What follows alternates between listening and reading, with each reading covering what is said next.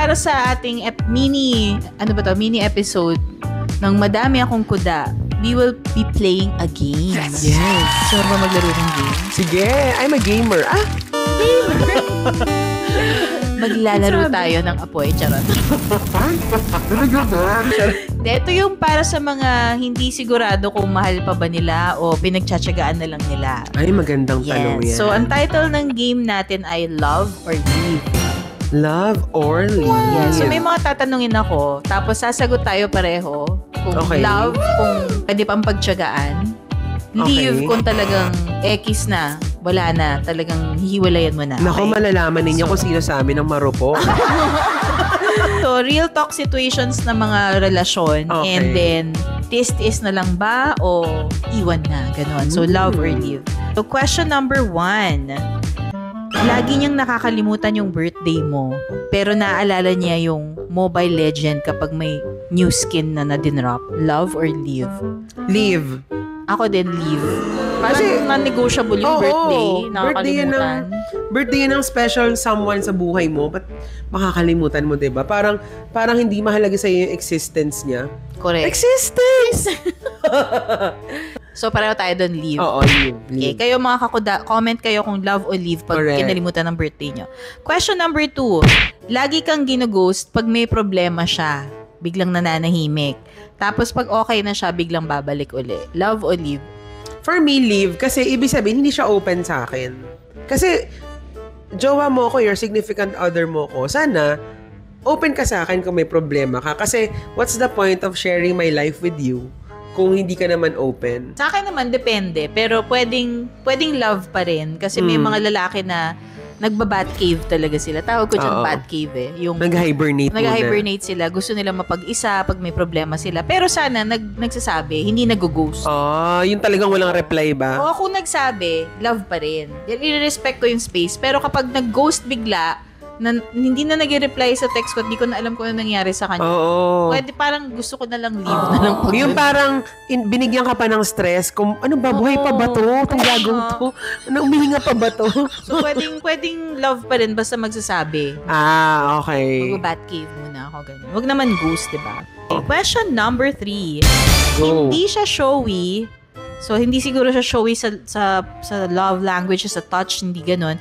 Pero he pays for your meds, grabs you food pag may sakit ka, at sinusundo ka kahit umuulan. Love o leave? Love. Pero, parang naalala ko before, kung siguro medyo bata-bata pa ako or immature ako, siguro leave ka agad. Kasi parang gusto ko, i-flex mo ako dapat. Kung jowa mo ako, i-post mo ako, ganyan. Pero natutunan ko over time na hindi pala siya importante din. Kasi, ang mahalaga yung nangyayari behind the scenes na mas napapakita niya yung love niya, hindi kailangan ipakita sa buong mundo or pagsigawan or ipagyabang lang for the sake lang na may maipakita. Pero kung sincere naman talaga, kahit walang camera or walang pinapost, okay lang. So, love. Ganyan ba si Denver? Oo. Hindi showy pero... Oo, noong una inaaway ko siya kasi hindi mo ako tinatag or hindi mo ako Hindi tinatag. Ay, Hindi pumupuso. pero lagi ang sinasabi niya, parang yung iba nga dyan, grabe mag-propose. May paano pa, tapos maghihiwalay din naman pala. Gets ko naman. May mga taong dito, iba yung love language nila. Siguro, maalaga lang, pero di showy. Ako din love pa rin. Kasi, ako din naman di ako showy eh. So, more on acts of service din ako. So, depende talaga kung ano yung gusto nyong love language to give and receive. He cheated once, pero sabi niya nagkamali lang at di na mauulit. Sagot! For me, hindi to love or leave lang eh. Pwedeng love, depende talaga sa tao na nag-cheat or depende sa quality ng relationship nyo. Kung yung relationship nyo talagang patapon mula umpisa pa lang. Yung parang wala talaga siyang kwentang tao as a person, as a whole, madaling sabing leave. Kasi wala naman to eh. Wala parang kwenta, nag-cheat pa. Leave na talaga. Pero kung siya yung tipo ng tao na mabuti namang tatay, mabuti namang provider, pero tanga lang talaga, nagkamali, lapse in judgment, pwede pa ring love eh. Pwede pa. Pero proceed with caution ka na. Parang gano'n. Medyo alert ka na. Kailangan i-prove na niyang trustworthy siya uli, di ba? Oo, truly. Ako, dyan tayo magkakaiba. Ako, leave talaga. Pag nabasag na yung trust ko, parang mapapraning na ako nun lagi. Wala na akong peace of mind na kahit sabihin niya nagbago siya, every time na kukutuban ako, ang hirap nun yung wala kang peace of mind. So parang, wag na lang, leave na lang. Baka siguro ako naghihintay lang siguro ako magsawa na lang. Baka ganun. Baka ganun, kaya pwede ko pang mahal mo pa, tas pag nagsawa ka na, saka mo nalilive. Pag ubos na siguro. Ubos na. Yung wala na talaga akong mararamdaman, kahit mag-cheat pa ulit. So, parang mahirap din kasing i-live kapag mahal mo pa talaga diba? Tas parang mahirapan ka na mag-move on. Pero ewan ko, ako kasi parang mas importante talaga sa akin yung trust and respect kaysa love. Tsaka peace of mind. So, depende talaga sa top values nyo. Kung mas malamang sa inyo yung pinagsamahan and yung pagiging good provider niya, tapos kaya nyo namang tiisin yung once na nagkamali, okay lang din yun. Pero kunyari talagang anxious kayo, tapos yung peace of mind nyo madaling mawala.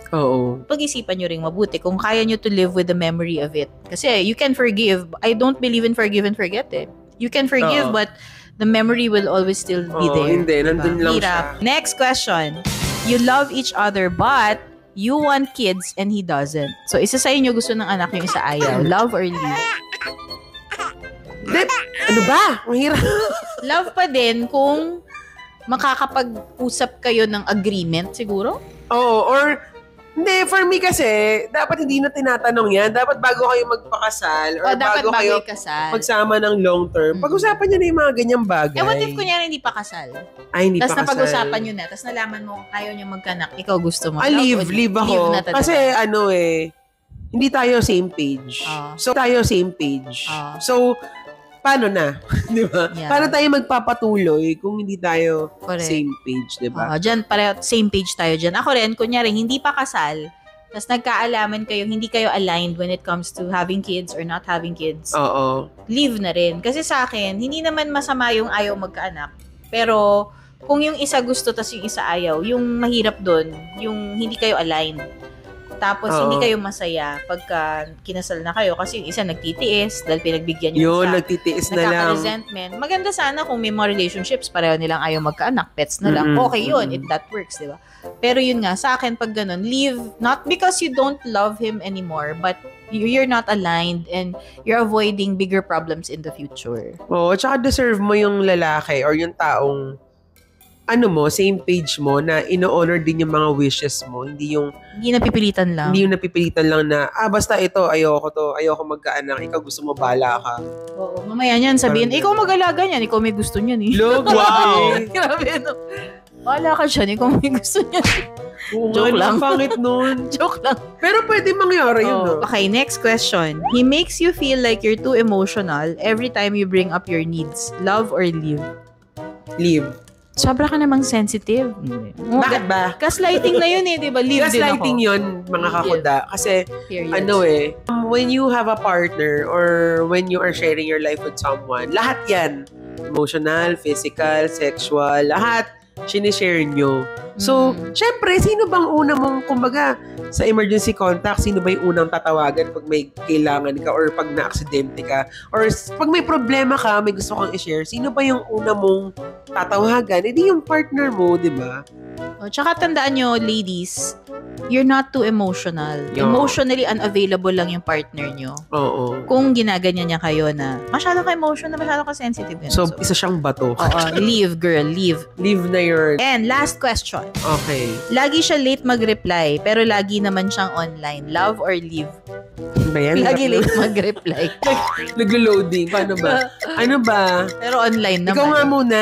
Ako kung hindi pa sinisin, pwede pa love. Love pa rin. Kasi pwedeng busy, ganyan. Or in-explain niya after bakit dahil busy siya, nasa project, ganyan, or nasa site, blah, blah, blah. Pero kunyari, sinin ako, tapos ilang oras, 12 hours na, isang araw na, hindi nag-reply. Grabe naman isang araw. Leave talaga yun.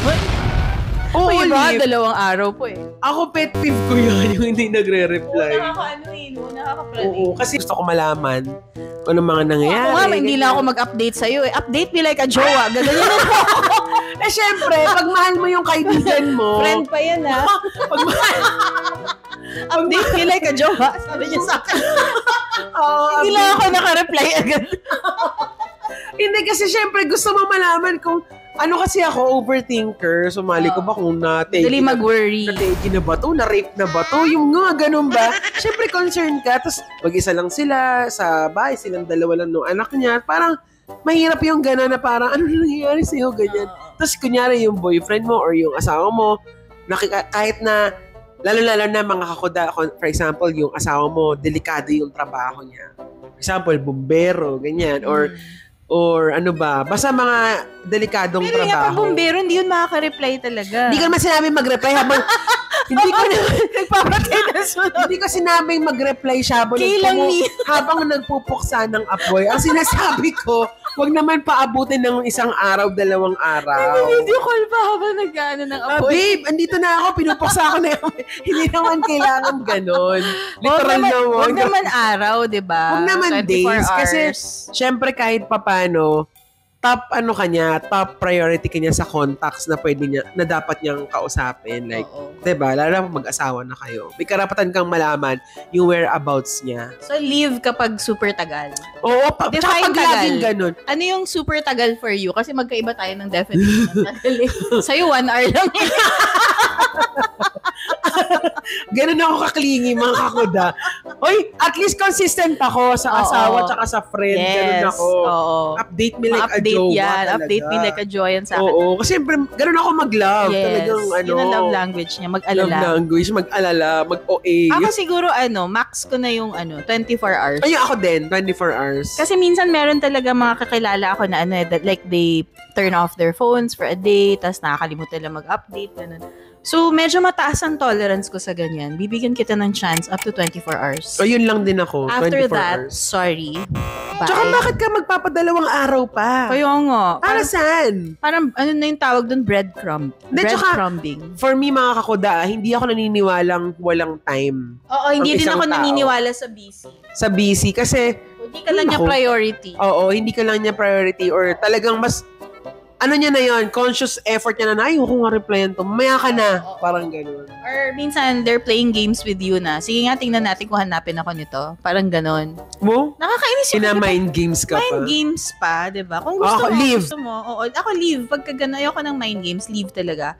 Pagka yung alam kong wala naman siyang ganap, and then, eto pa yung mas malala. Nakita mo online, hindi nag-reply sa'yo, sinin ka na, nakapag-post pa siya sa Facebook. Tsaka active mag-comment sa iba. Nakapag-reply pa sa comment sa post niya, pero yung message mo, sin pa rin. Oo, hindi ka na talaga binabasa. Talagang leave talaga. Bastusan na yun bastusan, diba? Oo. Obvious naman. So, kayo mga kakuda, comment kayo kung love o leave dun sa mga tanong namin. Magkakalamang sinong marupok dito. At sa mga next episode namin, marami pa kami mga games. Correct! Ni Cheryl. Ngayon, meron pa kaming surprise para sa inyo. Magkakaroon kami ng workshop about moving on and healing from a toxic relationship. Yes. Ayan. It's called? Nag-leave. Yung mga nagsabi dyan na leave, tapos iyak-iyak pagtapos. Sino yun? Yung aming workshop is called Love Detox. Yes, Love Detox. Abangan nyo yan. Last week of November, abangan nyo lang dito sa page yung mga announcements namin. Correct. Para pwede kayo mag-join either face-to-face dito sa Denver's Restaurant, dito sa Taytay, or pwede rin online by Yes, Zoom. may online. At meron ding replay. Yes, para sa mga hirap maka-move on. Ay, marami yan. Ouch. Ready na ba kayo mga kakuda? Update namin kayo sa final date ng aming workshop. May in-person at may online. Yesterday, para sa mga magli-leave. Kaya, ayan, maraming salamat mga kakuda. Bye!